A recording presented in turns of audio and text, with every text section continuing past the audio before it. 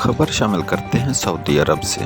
Perl marketing और park wave city के ज़ेर तमाम मलिक अम्मार कंडक्टर के चीफ एग्जीक्यूटिव मलिक मंजूर हुसैन की तरफ से पर्ल मार्केटिंग और पार्क वेव सिटी पाकिस्तान के अहदेदारान के एजाज़ में जद्दा के बड़े होटल में पुरवकार इशाया का एहतमाम किया गया।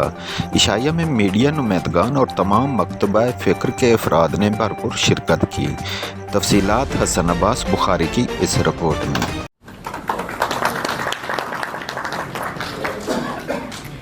जिस पर हम पाकिस्तानी फख्र भी कर सकते हैं कि ये आम लोगों को सस्ते, मेयारी और बेहतरीन सहूलियात मैसर करता है। इनकी हर सोसाइटी में जैसे मस्जिद, खेलों के मैदान,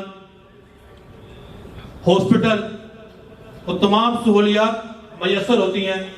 पार्क व्यू और पर्ल का जो कट है एक बेहतरीन इम्तिजाज है।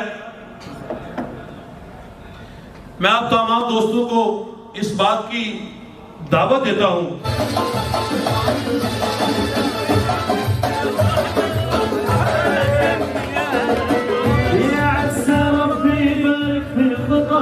شعبك الوافي ما لله عسلمان ملكنا وعسلمان عسلمان يبارك عسلمان